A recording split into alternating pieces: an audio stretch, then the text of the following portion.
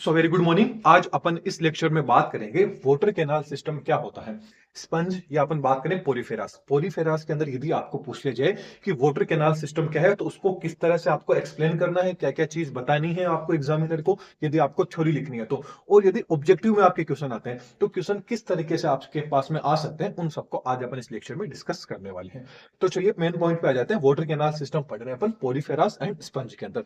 पोरीफेरास का ही एग्जांपल है स्पंज। तो आपसे पूछा जा सकता है कि ऐसा क्वेश्चन पूछ लिया जाए कि वाटर कैनाल सिस्टम को एक्सप्लेन कीजिए पोरीफेरा को, तो भी आपको यही करना है। और यदि आपको पर्टिकुलर स्पंज का नाम आ जाए तो भी आपको क्या करना है, यही करना है। तो थोड़ा सा अपन पहले जनरल कैरेक्टर देख लेते हैं स्पंज का या पोरीफेरा का, उसके बाद में अपन पूरा का पूरा कैनाल सिस्टम है, इस कैनाल सिस्टम को एकदम डिटेल के अंदर पढ़ने वाले हैं। तो चलिए थोड़ा सा पोरीफेरा का अपन थोड़ा सा इनका फीचर देख लेते हैं, जनरल कैरेक्टर्स देख लेते हैं।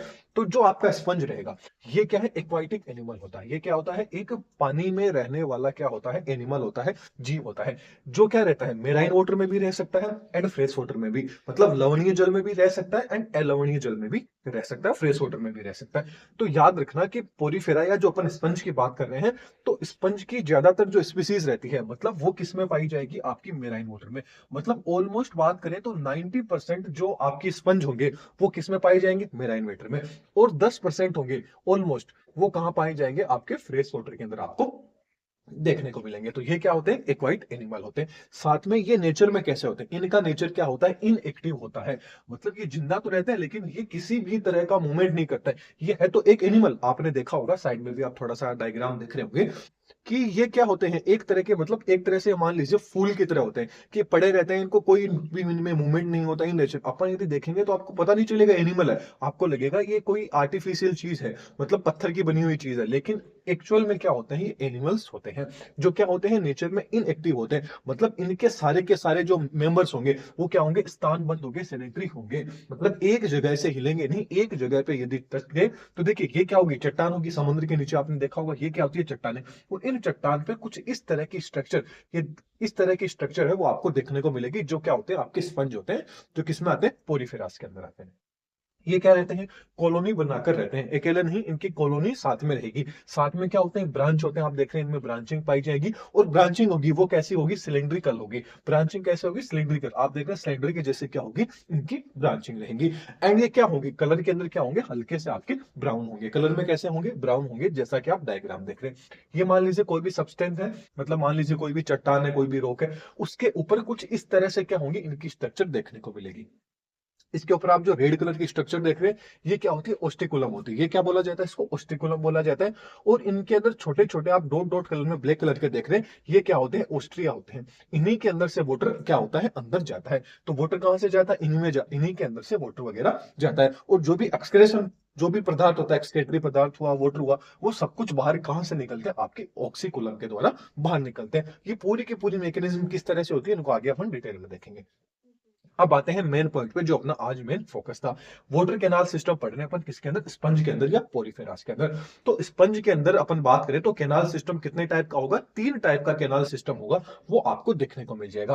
पहला आ जाएगा एस्कोन, साइकोन एंड ल्यूकोन। तो याद रखना कि 3 टाइप का क्या होगा, आपको कैनाल सिस्टम देखने को मिलेगा। और ये थोड़ा सा सरल इजी टाइप का होता है, ये इससे थोड़ा सा मीडियम टाइप का होता है, ये सबसे हार्ड टाइप का कैनाल सिस्टम है वो देखने को मिलता है। तो आज अपना जो मेन फोकस रहेगा, वो मेन फोकस किस पे रहेगा, साइकोन टाइप का कैनाल सिस्टम। क्योंकि एग्जाम में सबसे ज्यादा आपका साइकोन कैनाल सिस्टम है, इसी को पूछा जाता है कि साइकोन कैनाल सिस्टम। इसीलिए आज के अपने टॉपिक की हेडिंग कहते हैं साइकोन कैनाल सिस्टम। क्या होता है इसको डिस्कस करेंगे। तो याद रखना जो कैनाल सिस्टम के अंदर तीनों की तीनों, एस्कोन, साइकोन एंड ल्यूकोन, इन तीनों का काम क्या रहता है। अब मान लीजिए जो स्पंज है, ये क्या है, एनिमल है। तो इनके अंदर कोई भी चीज न्यूट्रेंट के रूप में जाएगी, छोटे छोटे जो स्पीसीज वगैरह होंगे या छोटे छोटे छोटे कीड़े मकोड़े, वो इन ऑस्ट्रिया के द्वारा, इन पोर के द्वारा क्या जाएंगे, अंदर जाएंगे। इनमें रेस्पायरेशन की प्रोसेस होगी, वो भी वाटर के अंदर। क्या है, जो वाटर रहेगा उस वाटर के अंदर क्या है कि आपके ऑक्सीजन के मॉलिक्यूल है, तो ऑक्सीजन भी वहीं से जाएगा। एक्सक्रेशन, जो भी इनको एक्सक्रेटरी पदार्थ निकालना होगा वो भी यहीं से निकलेगा। मतलब कहां से निकलेगा, ऑस्ट्रिया के अंदर से अंदर जाएगा।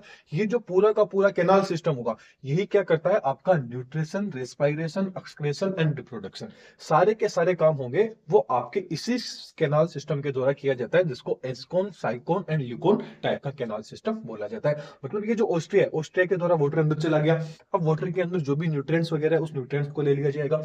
फिर इनके अंदर मान लीजिए कोई भी एक्सक्रेटरी पदार्थ बाहर निकालना है, तो वो एक्सक्रीटरी कटार जो वाटर अंदर गया उसके अंदर जाके क्या हो जाएंगे, मिक्स हो जाएंगे। उनको जो रेस्पिरेशन करना है तो वाटर के अंदर क्या होंगे, जो वाटर था उसके अंदर क्या होंगे, ऑक्सीजन के मॉलिक्यूल होंगे। तो ऑक्सीजन उस वाटर से क्या कर लेगा, ऑब्जॉर्व कर लेगा। ये सारी की सारी चीजें हो जाएगी। तो और जो वाटर होगा, वाटर के द्वारा क्या होगा, स्पर्म के अंदर चले जाएंगे, तो रिप्रोडक्शन भी वहीं से होगा। एंड जो भी अब एक्सक्रीटरी पदार्थ होगा वो सारा का सारा यहाँ से वाटर अंदर जाके बाहर जो ओस्टिकुलम होगा इससे क्या हो जाएगा, बाहर की साइड में निकल जाएगा। इस तरह से इनके अंदर क्या होता है, साइकोन टाइप का जो कैनाल सिस्टम और पढ़ेंगे तो न्यूट्रिशन, रेस्पिरेशन, एक्सक्रेशन, रिप्रोडक्शन इनके अंदर होता है। तो ये तो अपन ने बेसिक कैरेक्टर देख लिया, बेसिक नॉलेज देख लिया कि आखिरकार क्या होता है, स्पंज क्या होता है, स्पंज के क्या कैरेक्टर्स एंड फीचर है।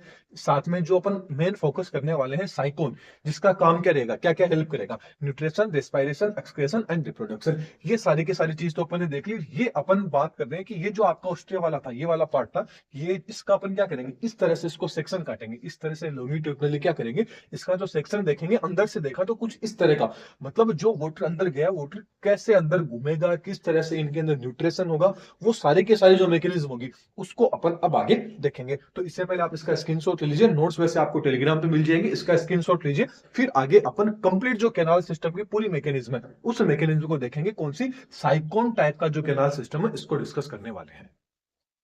तो चलिए अब अपन आगे पढ़ते हैं। अब अपन पूरा जो आपका साइकोन कैनाल सिस्टम है, साइकोन टाइप का, उस टाइप को अपन बात करते हैं। 3 टाइप अपन ने देख लिया था, उसमें से आज अपना मेन फोकस रहेगा साइकोन कैनाल सिस्टम कैसे होता है स्पंज के अंदर। तो देखिए इसके अंदर टोटल जो इसकी मैकेनिज्म है, इस मैकेनिज्म के अंदर आप ये बोल सकते हैं टोटल 7 स्टेप्स अपन है, इनको आपको याद रखना है। 7 पॉइंट है, आपको इनको याद रखना है कि किस तरह से वोटर होगा वो इंटर कहां से करेगा। तो जो वोटर होगा वो मैंने आपको बताया ऑस्ट्रिया से एंटर करेगा, एंड आपका ओस्कुलम होगा, इससे वोटर क्या हो जाएगा, बाहर की तरफ निकल जाएगा। इस तरह से इनमें वाटर का सर्कुलेशन होता है। अब ये दो चीज तो अपन ने देख ली। अब इसकी जब अपन ने इसका ट्रांसवर्जन काटा, जब ऐसे जब अपन ने उसकी स्ट्रक्चर देखी थी, कुछ इस तरह की आपने स्ट्रक्चर देखी होगी, अभी अपन ने थोड़ी देर पहले बात की थी। तो अपन ने ये क्या किया, इसका ट्रांसवर्स फोर्स निकाला और अपन ने देखा कि इसके अंदर स्ट्रक्चर कैसी होती है। ये तो क्या थे, ओस्टिकुलम थे, और आपका ये क्या था, ऑस्ट्रिया। यहाँ पे छोटे छोटे छिद्र थे, वो थे क्या, ऑस्ट्रिया। इन ऑस्ट्रिया से वाटर क्या होता है, अंदर की साइड जाता है। ऑस्ट्रिया से वाटर अंदर जाता है और ओस्टिकुलम से क्या होता है, वाटर होता है बाहर निकल जाता है। जो भी अपन बोले एक्सक्रीटरी पदार्थ होता है, मीटर होता है वो। तो सबसे पहले ऑस्ट्रिया के बारे में देखते हैं। तो पहला पॉइंट किसके आ जाता है, आपका ऑस्ट्रिया। ऑस्ट्रिया से वाटर क्या गया, अंदर गया। तो ये क्या होते हैं, इसके अंदर क्या होते हैं, डर्मल पोर, छोटे छोटे पोर होते हैं, वो प्रेजेंट होते हैं। अपन ने बात की छोटे छोटे बहुत सारे पोर, कितने, बहुत सारे पोर होते हैं, ये प्रेजेंट होते हैं। ये किससे लाइन रहते हैं, थिन मेम्ब्रेन से क्या रहते हैं, लाइन रहते हैं। कौन, ऑस्ट्रिया रहते हैं। एंड ये ओपन किस में होते हैं, ये ऑस्ट्रिया होते हैं आगे जाके ओपन किस में हो रहे हैं। देखिए ऑस्ट्रिया है, ये ऑस्ट्रिया आगे जाके ओपन किस में हो रहे हैं, जो आपकी इंटर कैनाल होती है, इन करंट जो कैनाल है इसके अंदर जाके आपके ऑस्ट्रिया क्या हो जाते हैं, ओपन हो जाते हैं। तो फर्स्ट स्टेप आपकी ऑस्ट्रिया आ गई। सेकंड वाली स्टेप क्या आ गई, आपकी इन करंट कैनाल। इन करंट कैनाल के अंदर क्या होते हैं, जो आपके पोर होते हैं, छोटे छोटे छिद्र, ये क्या होते हैं, इन करंट कैनाल के अंदर क्या हो जाते हैं, ओपन हो जाते हैं। ये क्या है, आपकी इन करंट कैनाल है। इन करंट कैनाल होती है, ये प्रेजेंट रहती है किसके बीच में, ये आपकी जो रेडियल कैनाल रहती है, ये आपकी क्या है, रेडियल कैनाल। इन रेडियल कैनाल, दोनों रेडियल कैनाल के बीच में क्या रहती है, आपकी जो इन करंट कैनाल होती है, प्रेजेंट होती है। आपको पता रखना है कि इन करंट कैनाल कहां प्रेजेंट होती है, इन करंट जो कैनाल रहती है आपकी रेडियल कैनाल के बीच के अंदर क्या रहती है, प्रेजेंट रहती है। अब अपन आगे बात कर लेते हैं प्रोसोपाइल्स की। तो जो प्रोसोपाइल्स रहता है ये ज्वाइंट करता है किसको, जो आपका इन करंट कैनाल रहती है एंड रेडियल कैनाल रहती है, इन दोनों को आपस में ज्वाइंट करने का काम किसका रहता है, प्रोसोपाइल्स का रहता है। मतलब जो आपकी इन करंट कैनाल है, जो आपकी रेडियल कैनाल है, इन दोनों की बोल सकते हैं बीच में जो जोड़ने वाली कड़ी होती है, वो कड़ी कौन होता है, आपका प्रोसोपाइल्स रहता है। अब जो आपकी रेडियल कैनाल रहती है, रेडियल कैनाल आप देख रहे हैं, ये वाली क्या है, रेडियल कैनाल। मतलब ये कैसी होती है, फिंगर लाइक प्रोजेक्शन होते हैं। आप देख रहे हैं ये कैसे होते हैं, फिंगर लाइक प्रोजेक्शन होते हैं, कौन, रेडियल कैनाल। अब ये जो रेडियल कैनाल रहती है, ये किससे कवर रहती है, लाइन वाइज किससे रहती है, तो लाइन वाइज रहती है, चिनोसाइट्स द्वारा क्या रहती है, ये लाइन रहती है। इसके अलावा यदि अपन बात करें तो जो आपकी रेडियल कैनाल रहेगी, जिसकी रेडियल कैनाल की बात करनी है, क्लोज रहती है आउटसाइड। आउटसाइड से तो क्या रहती है, बाहर से तो क्या रहती है, क्लोज रहती है। लेकिन अंदर की साइड से क्या रहती है, ये तो क्या है, इसकी बाहर साइड, बाहर वाली साइड से तो क्या है, ये क्लोज है। बाहर वाली साइड आप देख रहे हैं, बाहर वाली साइड से तो क्लोज होती है। लेकिन जो अंदर वाली साइड रहती है, अंदर वाली साइड जो ब्लू वाली है, ये ओपन रहती है, ये खुली हुई रहती है। किसके अंदर, जो आपका स्पॉन्जियोसील रहता है, जो क्या रहती है, आपकी स्पॉन्जियोसील कैविटी रहती है, इसके अंदर क्या रहती है, ओपन रहती है। तो याद रखना, जो आपकी रेडियल कैनाल की आउटर साइड रहती है, वो तो क्या रहती है, रहती है, कंप्लीटली क्लोज रहती है। एंड जो इनर वाली लाइन रहती है, इनर साइड होती है, वो स्पोंजियोसील जो आपकी ये जो स्पोंजियोसील कैविटी है, इस कैविटी के अंदर क्या होती है, ओपन होती है। ये आपको याद रखना है। फिर एपोपाइल की बात करें तो जो आपका एपोपाइल रहेगा, ये आपका जो रेडियल कैनाल है एंड स्पोंजियोसील है। एपोपाइल क्या होगा, आप देख रहे हैं जो रेड रेड डॉट देख रहे हैं, ये क्या है, एपोपाइल। आप इसके 3D के अंदर स्ट्रक्चर देखेंगे तो आपको अच्छे से और समझ में आ जाएगा।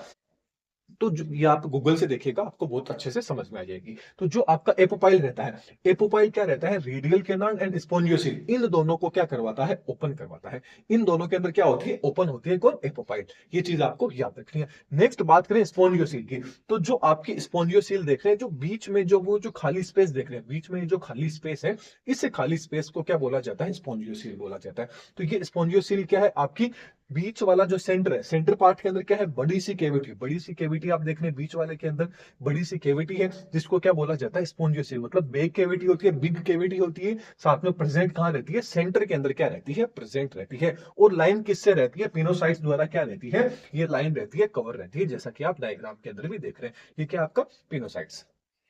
इसके बाद में यदि अपन बात करें तो जो आपका स्पोंजियोसिल रहता है, ये क्या रहता है, नॉन फ्लैजिलेटेड होता है। ये कैसी होती है, नॉन फ्लैजिलेटेड होती है। एंड आउटसाइड मतलब इसका जो लास्ट वाला जो पार्ट है, ये बाहर की तरफ निकलती है, किसके द्वारा बाहर की तरफ निकलती है, ओस्टिकुलम के द्वारा। ओसिकुलम होता है आपका, इसके द्वारा क्या होती है, बाहर निकल जाती है। ये आपका कौन सा आ जाता है, ओसिकुलम। अब वाटर इंटर कहां से हुआ था, इंटर हुआ था आपके ओस्ट्रिया से। ओस्ट्रिया से इंटर कैनाल में आया, इंटर कैनाल के द्वारा प्रोपोपा, इंटर कैनाल इन करंट जो कैनाल थी उसके द्वारा क्या आया, जो प्रोसोपाइल्स था, प्रोसोफाइल्स के थ्रू वो कहां पे आया, प्रोसोफाइल्स के थ्रू वो रेडियल कैनाल के अंदर आया। तो फिर क्या कहां पे आया, आपका रेडियल कैनाल के अंदर आया। फिर रेडियल कैनाल से कहां पे आया, आपका एपोपाइल के पास में आया। फिर एपोपाइल से किसके पास में आया, स्पोंजियोसिल के पास में आया। और स्पोंजियोसिल के बाद में आपका कहां से हुआ, ओसिकुलम द्वारा क्या चला गया, बाहर की तरफ चला गया। यहां से वाटर अंदर आया, वाटर अंदर की तरफ घुमा। तो इतनी जो भी टाइम थी, यहाँ पे वाटर के द्वारा ही क्या होगा, इनमें जो रेस्पिरेशन की प्रोसेस होगी वो भी हो जाएगा, क्योंकि वाटर के अंदर क्या है, ऑक्सीजन के मॉलिक्यूल प्रेजेंट है। अब जो भी वाटर के अंदर से जो भी न्यूट्रिशन है, छोटे छोटे जीव भी आए होंगे तो उनके द्वारा न्यूट्रिएंट कर लेगा।